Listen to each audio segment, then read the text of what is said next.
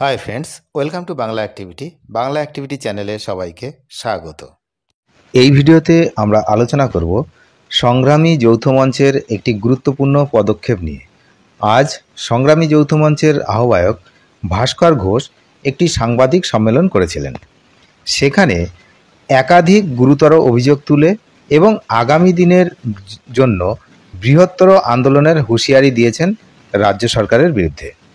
863 দিনে পড়া এই মঞ্চের অবস্থান বিক্ষোভের মঞ্চ থেকে তিনি মূলত তিনটি প্রধান বিষয় তুলে ধরেন: প্রতিহিংসামূলক বদলি, বকেয়া মহার্ঘ ভাতা অর্থাৎ ডিএ এবং 2016 সালের প্যানেলভুক্ত চাকরি বাতিল। মূলত এই তিনটি বিষয় নিয়ে তিনি রাজ্য সরকারকে কার্যত হুঁশিয়ারি দিয়েছেন। কি বলেছেন বিস্তারিত এই ভিডিওতে আমরা জানব। বেআইনি বদলি ও নির্দিষ্ট নীতির দাবি নিয়ে তিনি বলেছেন, আন্দোলনকে দমন করার জন্য রাজ্য সরকার উদ্দেশ্য প্রণোদিতভাবে মঞ্চের নেতাদের রাজ্যের প্রত্যন্ত অঞ্চলে বদলি করছে।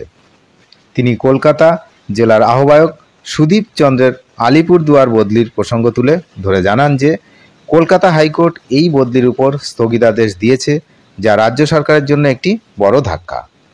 মঞ্চের তরফে দাবি করা হয়েছে এই বদলি সম্পূর্ণ বেআইনি ও প্রতিহিংসামূলক। এর বিরুদ্ধে তীব্র প্রতিবাদ জানিয়ে আগামী দিনে প্রতিটি দপ্তরে একটি নির্দিষ্ট এবং স্বচ্ছ বদলি নীতি চালুর দাবি জানানো হয়েছে। বকেয়া ডিএ নিয়ে চূড়ান্ত হুঁশিয়ারি তিনি দিয়েছেন। মহার্ঘ ভাতা বা ডিএ নিয়ে রাজ্য সরকারের বিরুদ্ধে তোপ দাগেন ভাস্কর ঘোষ।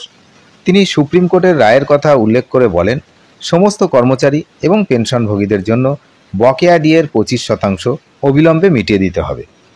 তিনি হুঁশিয়ারি দেন যে যদি রাজ্য সরকার এক্ষেত্রে কোনো বৈষম্যমূলক নীতি গ্রহণ করে এবং নির্দিষ্ট কিছু গোষ্ঠীকে বঞ্চিত করার চেষ্টা করে, তবে সমস্ত কর্মচারী সংগঠনকে একত্রিত করে বৃহত্তর আন্দোলনের পথে নামবে সংগ্রামী যৌথ মঞ্চ। প্রয়োজনে নবান্ন অভিযানের মতো কঠোর পদক্ষেপ নেওয়ার হবে বলেও তিনি ইঙ্গিত দিয়েছেন। 2016 সালের প্যানেল বাতিল এর বিরোধিতা করে তিনি বলেছেন, 2016 সালের বাতিল হওয়া প্যানেল নিয়ে মঞ্চের যে অবস্থান তিনি তা স্পষ্ট করেছেন। তিনি জানান, সংগ্রামী যৌথ মঞ্চ পুনর্পরীক্ষার বিপক্ষে, অর্থাৎ পুনরায় পরীক্ষা যে নেওয়া হবে তার বিপক্ষে রয়েছে। তাদের দাবি সরকারের কাছে থাকা যে ওএমআর সিটের মিরর ইমেজ রয়েছে অবিলম্বে তা প্রকাশ করতে হবে এবং যোগ্য ও অযোগ্য প্রার্থীদের তালিকা পৃথক করে শুধুমাত্র দুর্নীতিগ্রস্তদের চাকরি বাতিল করা হোক।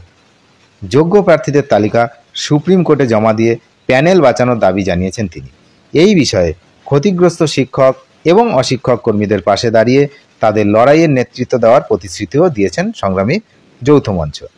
সামগ্রিকভাবে সংগ্রামী যৌথ মঞ্চের এই সাংবাদিক সম্মেলন যে সরকারের উপরে একটা চাপ সৃষ্টি করবে, বিশেষত এই যে বদলি, ডিএ এবং চাকরি বাতিলের মতো গুরুত্বপূর্ণ বিষয়গুলো নিয়ে, তা আর বলার অপেক্ষা থাকে না। কি হচ্ছে আগামী দিনে সেদিকে আমরা নজর রাখছি।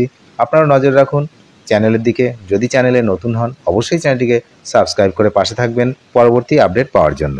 ধন্যবাদ।